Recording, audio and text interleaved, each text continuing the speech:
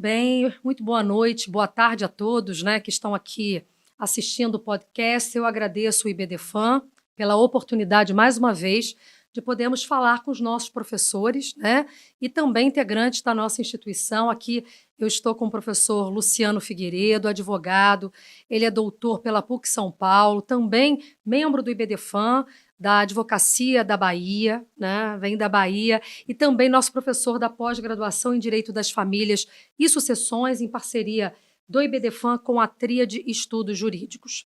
Professor Luciano, muito obrigado pela sua presença, né? Mais uma vez. Sei que você é especialista em direito civil, especialmente direito de família e sucessões, então eu vou fazer uma primeira introdução antes de fazer uma pergunta. Eu me casei em 2002, justamente no ano do Código Civil vigente, e naquela época era muito incomum a elaboração de pactos antinupciais, não era algo comum. E eu e meu marido resolvemos fazer um pacto antinupcial e escolhemos o regime da separação convencional de bens. Eu me lembro na época de tentar, inclusive, fazer um modelo híbrido, um tertium genus, porque nós pretendíamos poder viabilizar a aquisição de patrimônio comum, conjugado, mas, enfim, o cartório não me deu essa oportunidade, então eu acabei fazendo a total separação convencional de bens. E durante o curso do Código Civil vigente, né, eu me transformei em herdeira necessária no plano sucessório.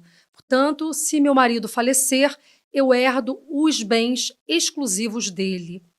E não era bem isso, não era isso que estava no meu planejamento sucessório ou no nosso planejamento de conjugalidade.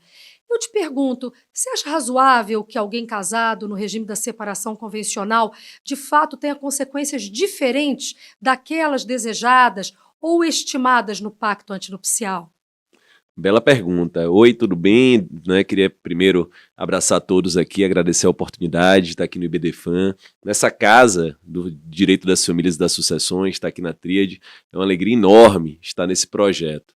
E essa é uma questão muito interessante que você nos traz, porque no final do dia, ela na verdade dialoga com a nossa autonomia decisória e os limites da nossa liberdade perante o ordenamento jurídico nacional. E esse é um tema que vem repercutindo muito em famílias e sucessões nas últimas décadas, não é verdade? Então, até quando o Estado pode intervir e até quando a liberdade daqueles que estão numa conjugalidade poderá, de repente, direcionar as repercussões jurídicas. E progressivamente, ao que parece, nós estamos a nos apropriar da nossa autonomia. Então, assim, respondendo de forma muito direta a sua pergunta, eu sou um entusiasta, um defensor da autonomia, da liberdade. Eu particularmente penso de que o espaço do direito das famílias e boa parte do espaço do direito das sucessões é um espaço de intimidade, é um espaço de exercício de liberdade e que o Estado apenas deve intervir quando haja questões de ordem pública, né, envolvimento de vulneráveis, questões relativas à violência doméstica, presença de incapazes e assim por diante. Então, não me parece razoável, né, em um Estado democrático, que duas pessoas não possam escolher o seu regime de bens e que essa escolha, inclusive, tenha repercussões na seara sucessória. E essa sua dor é uma dor que vem nos acompanhando durante o Código Civil de 2002 há bastante tempo. São vários os clientes que chegam até o meu escritório e a vários escritórios de advocacia e a Defensoria Pública que você faz parte, né? E questionam isso, fala, poxa, como é que pode? Eu escolho um regime em que não há nenhuma comunicação patrimonial e no evento falecimento, então, eu vou ter essa comunicação patrimonial, vou ter um recebido patrimonial. Não é possível que nessa questão de patrimônio não possa ter liberdade a ponto de realizar uma exclusão sucessória em um pacto antinupcial ou em um contrato de convivência ou até uma escritura pública declaratória, enfim, um documento válido posteriormente. E essa dor, eu diria para você que não é uma dor apenas nacional, é uma dor internacional. Né?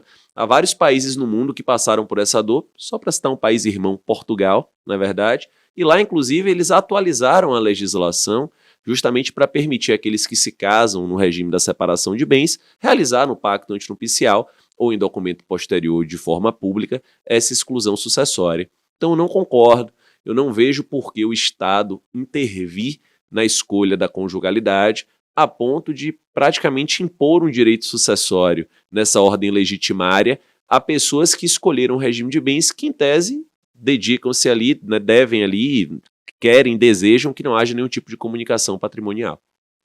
E o artigo 1845, que, né, ainda está em vigor, que incluiu o cônjuge nessa qualidade de ser um herdeiro reservatário, obrigatório, né, e, consequentemente, protegido pela legítima.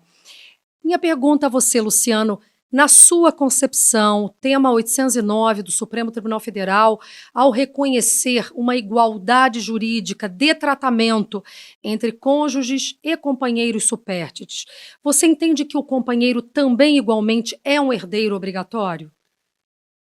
Eu torço para que não seja, mas hoje ele é. Né?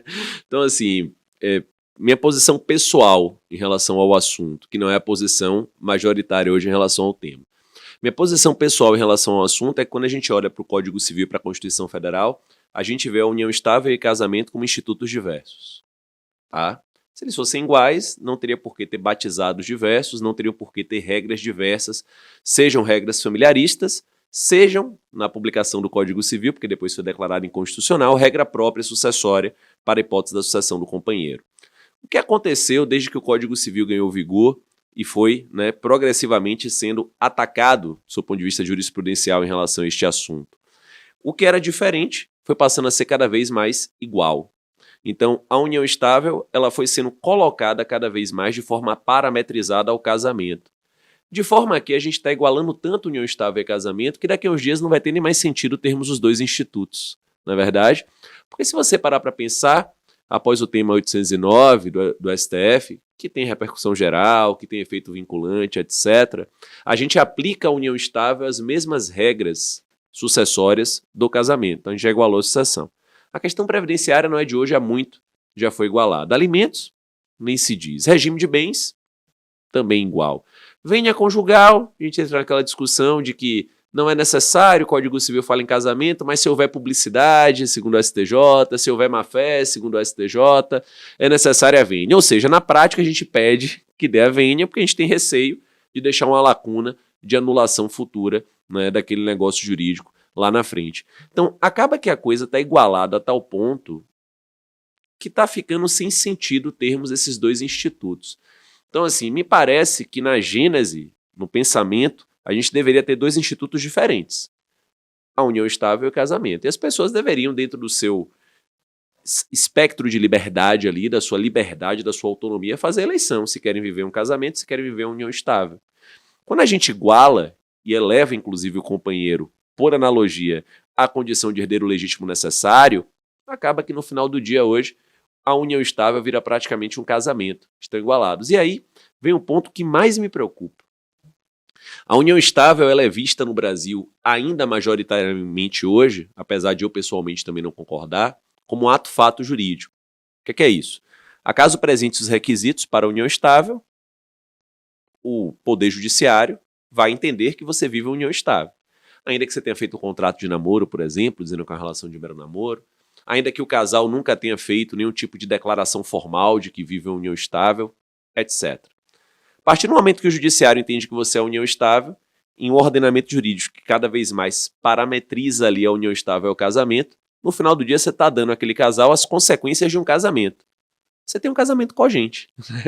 Então são duas pessoas que nunca manifestaram vontade no sentido de adentrar a união estável e de repente, por força de um litígio muitas vezes, isso é arguído em um processo, e o Poder Judiciário enxerga aquela relação como de união estável, e aquelas pessoas são catapultadas para dentro de um casamento, tendo uma série de repercussões jurídicas que são típicas de um casamento, sem nunca terem manifestado o seu desejo e vontade de adentrar no casamento. Pior, quando não raro, fizeram um contrato dizendo que não queriam união estável, que não tinham ânimos de ter união estável. Claro que a gente tem, isso é importante ser dito, casos e casos, né? Ah, Luciano, mas tem aquela situação da pessoa que é vulnerável, teve violência doméstica. Bem, aí mudou tudo. Porque se eu tenho a presença de vulnerabilidade, o direito de família não deve ser mínimo, deve ser máximo. A intervenção não deve ser menor, deve ser maior. E aí tudo bem, a gente deve procurar o nível de tutela, o nível de proteção. Mas falando de pessoas iguais ou quase iguais, né? Nas CNTPs, condições normais de temperatura e pressão. Resolveram ali fazer um contrato de namoro ou resolveram vivenciar uma relação sem declarar que estão ali em união estável. Será que elas efetivamente devem ser colocadas nessa relação no futuro? Eu entendo que não. Pior, ao serem colocadas, será que essa relação deve ter todos os efeitos típicos, praticamente, de uma relação matrimonial, inclusive sucessórios? Eu entendo também que não. Então eu discordo dessa linha de pensamento que iguala cada vez mais a união estável ao casamento, como discordo também da linha de pensamento que enxerga a união estável como um ato-fato. Eu particularmente penso que a união estável deveria ser um negócio jurídico, que as pessoas deveriam manifestar a sua vontade para adentrar naquela relação, esse é o primeiro item, e que a união estável deveria ter diferenciações importantes em relação ao casamento, campo sucessório, campo do regime de bens, etc. Isso é o que eu penso pessoalmente. Mas isso não é a realidade jurídica hoje no Brasil. E cada vez mais as pessoas estão contratualizando as suas relações de modo a fazer contratos de convivência, escrituras públicas declaratórias, né?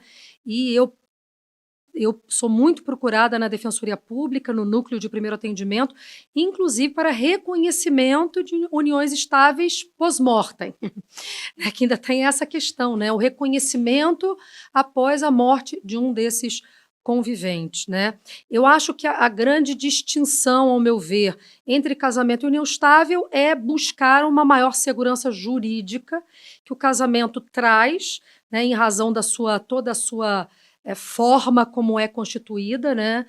E que a união estável, por ser um modelo informal, acaba trazendo alguns efeitos diferentes dos efeitos do casamento, como, por exemplo, o que já foi decidido pelos tribunais e pelo STJ, que se um companheiro vender um imóvel sem o consentimento do outro companheiro, à luz do 1647 do Código Civil, se aquela união estável não for publicizada, se ela não foi formalmente constituída perante terceiros, não será possível a invalidação negocial, né? Aquela pessoa preterida, prejudicada, terá que, por via própria, buscar uma indenização, né? Uma compensação correspondente. Então, o negócio, em razão dos terceiros de boa-fé, o negócio será considerado ígido.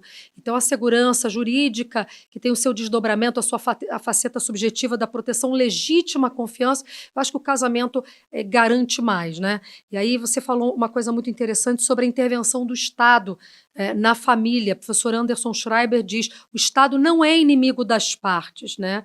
Ele deve agir, ele deve intervir na concretização dos direitos fundamentais. Então, o Estado deveria, né, estar presente sempre quando houvesse algum tipo de ameaça ou lesão a direitos fundamentais.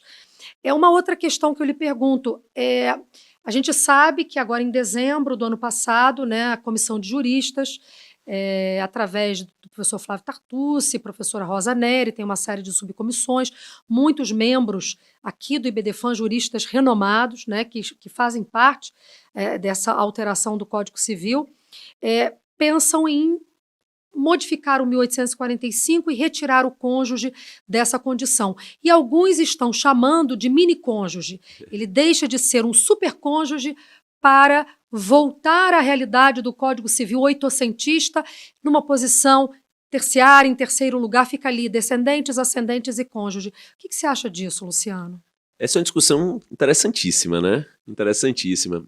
A questão do mini-cônjuge, ela vem, na verdade, em combate ao supercônjuge, e aí não há como não lembrar da Ana Nevares, lá do Rio, que foi quem cunhou, pelo menos até onde eu tenho conhecimento, pela primeira vez a expressão supercônjuge. Inclusive, né? Tem o último texto dela no Migalhas, né? Muito interessante, ela fazendo essas ponderações. Isso, do supercônjuge ao mini-cônjuge, exatamente. Então, o que aconteceu, só para dar um histórico aí pro pessoal que está acompanhando a gente, né? Na época do Código Civil 16, o cônjuge não era herdeiro necessário, e ele não concorria à sucessão nem com descendentes e nem com ascendentes, tá?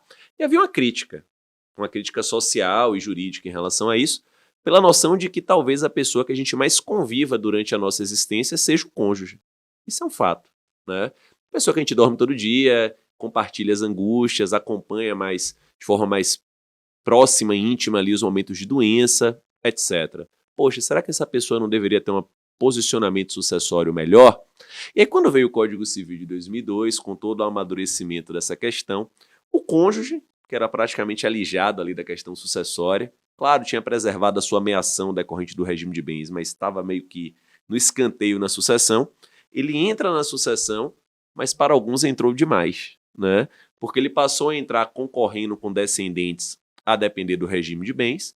Se não houver descendentes, ele sempre concorre com os ascendentes, e se não há nem descendente nem ascendente, ele é herdeiro universal, por assim dizer, herdeiro legítimo levando toda a herança. Vem um incômodo, inclusive, que você há pouco narrou. Casado em regime de separação absoluta de bens. Morreu, vai concorrer com descendente, se não tiver descendente, concorre com ascendente, se não tiver ascendente, ainda leva a herança inteira. Caramba, mas não era no regime da separação de bens? Como é que pode isso acontecer?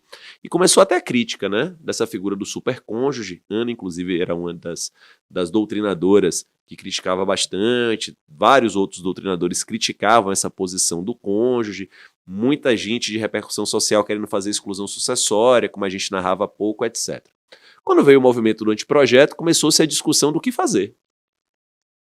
E aí, será que a gente deve tirar as concorrências sucessórias? Será que a gente deve tirar da posição de herdeiro legítimo necessário? O que é que a gente deve fazer nesse aspecto, né? E aí que veio esse anteprojeto, que há de ser dito ainda está embrionário, ainda é um anteprojeto, né? Vamos ter que aguardar o que vai acontecer nas casas legislativas, as propostas de mudança, que seguramente existirão, como todo anteprojeto de grande repercussão, né? Aconteceu em direito tributário, aconteceu em processo civil, vai acontecer no Código Civil também, obviamente. E quando veio com essa pontuação que você muito bem nos trouxe, a retirada do cônjuge como herdeiro legítimo necessário, né?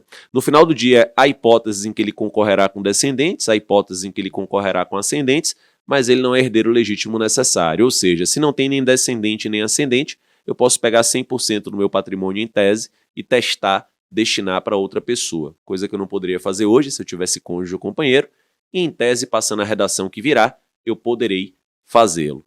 Tá? Será que tirou demais essa discussão? Será que o supercônjuge, que era ruim, foi reduzido a um mini-cônjuge, o que também é ruim?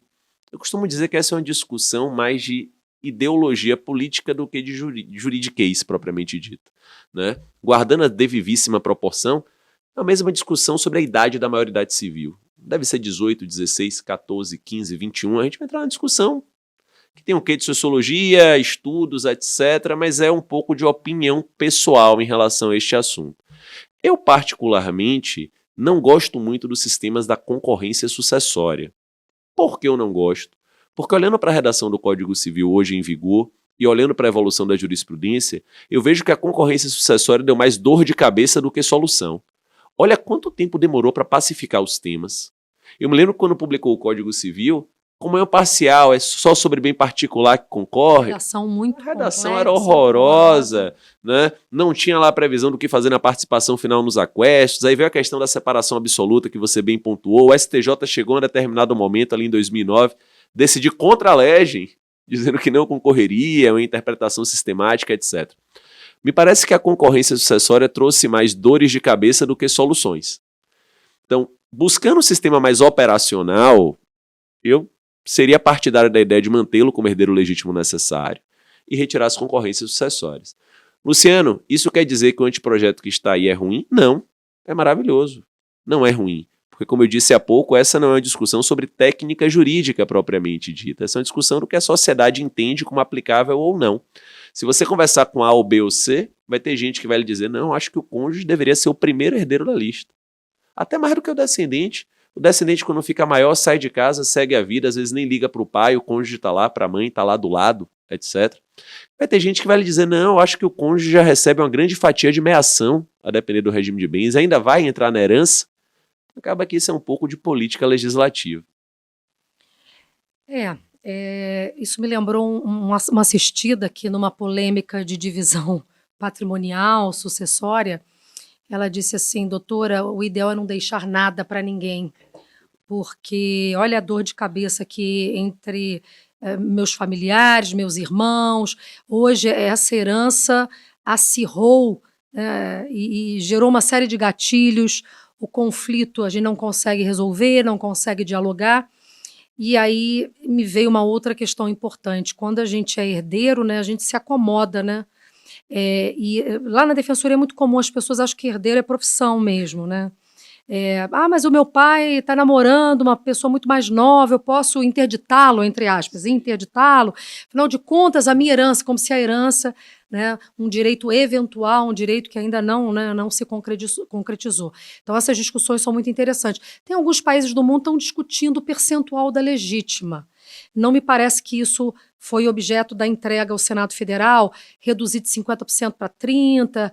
Isso talvez seria uma alternativa, ao invés de mexer lá, né, na questão mais central, de repente reduzir a porção indisponível do acervo patrimonial do autor da herança? Esse é um grande caminho também, porque. E essa é uma ponderação e é algo que às vezes me faz refletir muito no escritório. A gente que estuda família, sucessões como você, a gente estuda tanto a parte do afeto, não é verdade? A gente estuda tanto essa ideia de que as relações afetivas é que devem gerar efetivamente as consequências jurídicas. Mas quem está no fronte da advocacia, no dia a dia, vê que o povo briga mesmo é por patrimônio. Sim.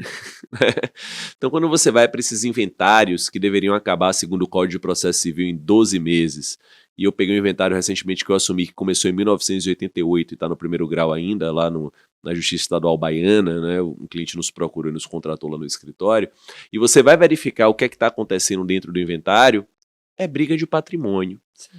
Então, eu particularmente sou a favor da ideia de que a legítima apenas deveria existir na hipótese de herdeiro incapaz, seja menor, ou seja por alguma questão de incapacidade ou vulnerabilidade. O anteprojeto ele não tocou expressamente em redução de legítima, mas ele tem várias passagens de prestígio à vulnerabilidade. Ali na questão do direito real de habitação, ele traz alguma coisa. Na questão do cônjuge, que não é mais herdeiro legítimo necessário, se garantir uma fração patrimonial para ele ter uma vida digna. Então, Mínimo existencial. Mínimo existencial. A vulnerabilidade foi bastante tocada, né, em relação a esse aspecto. Eu gostaria que a legítima fosse reduzida, se perguntar minha posição pessoal em relação a este assunto. Mas socialmente a gente tem uma questão aí religiosa da legítima, tem uma questão ligada também à nossa cultura nacional. Acho que ia ser uma briga de mudança legislativa talvez muito difícil. Talvez por isso que o anteprojeto se encaminhe mais nessa tutela dos vulneráveis por hora, né? E quem sabe lá na frente a gente avance nessa redução da legítima. Eu lembro sempre de uma frase do Carrali, foi meu professor lá na PUC, né, que diz que quem tem filho grande é elefante, quem tem filho barbado é gato, né? Então, se todos são maiores e capazes, tem condição de se prover, o sistema deveria ser de livre disposição. É o que eu penso. Para terminar, Luciano, você falou do direito real de habitação, que hoje é um direito perpétuo, né? E às vezes me aparecem situações de uma união estável recente. Eu tive um caso agora, 8 meses de relacionamento. A moça tem 4 filhos de um primeiro relacionamento, foi viver com esse rapaz, ele sofreu Na verdade, ele foi afetado pela tragédia petropolitana de 2022, uma chuva torrencial, então ele faleceu, e ela disse que de lá não sai com os 4 filhos. E eu perguntei para ela como é que era a relação dela, ela falou, não, já estou até vivendo com uma outra pessoa no imóvel dele, daqui eu não saio, daqui ninguém me tira. Sem levar em consideração, não é o objeto aqui falar de perspectiva de gênero, nada disso. Esse direito real de habitação, você acha que o que eles propuseram, no sentido de flexibilizar, de realizar ponderações em relação a herdeiros incapazes, vulneráveis, esse é o caminho certo? É um direito real de habitação mais humanizado e menos automático, menos objetivo, menos invariável? Entendo que sim, né? Porque a gente já vem vivenciando aí no vigor do Código Civil aqueles entrechoques de direito real de habitação em relação ao cônjuge sobrevivente e filho exclusivo menor do falecido. Então, só para dar um exemplo banal, imagine que eu tenho um filho menor de idade, me divorciei, comecei a conviver com outra pessoa, faleci. Em tese, o direito real de habitação é da minha convivente supértice, né, e não do meu filho menor. Poxa, mas será que ela deveria preferir a ele, que é menor, ou alguém que tem alguma deficiência, ou algum idoso, enfim, a um vulnerável no direito real de habitação? Parece, Cristina, que esses caminhos de ponderação são os melhores caminhos, né? Agora aí tem só aquela questão de sempre, né? Como fazer a ponderação? Porque são ponderações, às vezes, subjetivas e difíceis, né? Então, uma viúva idosa ou um viúvo idoso, ele deve preferir ou não em relação ao menor incapaz? vai ser difícil, né? A gente vai estar diante de alguns hard cases aí, vai ter que se utilizar de ponderação de interesses, etc. E vamos ter que construir alguns precedentes interessantes. Eu volto um pouco à questão da autonomia aqui. Me parece que nesse fenômeno nosso de se apropriar das regras, seja em famílias ou seja em sucessões, a gente tem que se apropriar um pouco mais do planejamento sucessório e deixar as coisas um pouco mais ajustadas antes do nosso falecimento. Não estou dizendo de pessoas que tenham grandes fortunas, não. Né? Todos nós. Né? Deixarmos as coisas mais direcionadas. Para não acontecer, né, como você bem pontuou aí, a famosa herança maldita, né, ou como diz o Oscar Wilde, né, herança é aquilo que os mortos deixam para que os vivos se matem, não é verdade? Então, de repente, se houver direcionamentos, disposições de última vontade, um sistema legislativo menos publicista e mais poroso para abraçar esse tipo de disposição de última vontade, talvez a coisa funcione um pouco melhor. Luciano, a gente continuaria aqui conversando por muito tempo, né, porque são os grandes desafios que nós temos, né, no sistema de justiça. Muitíssimo obrigado pelas suas opiniões, pelas suas colocações. Isso é importante para que a gente também possa aí refletir sobre as mudanças que vêm por aí. Muito obrigada. Eu que agradeço a você. Obrigado ao IBDFAN por ter cedido espaço, mais uma vez, porque esses podcasts são importantes para que a gente possa trocar experiências, né, e pensar um pouquinho mais lá na frente, né, o que a gente pode ajudar, né, a enfrentar aí esse novo direito, né, o disciplinamento que vai estar mais compatível com a sociedade contemporânea. Obrigada. Eu que agradeço a você, Cristina, agradeço as suas ponderações, as suas colocações, a sua experiência prática na defensoria.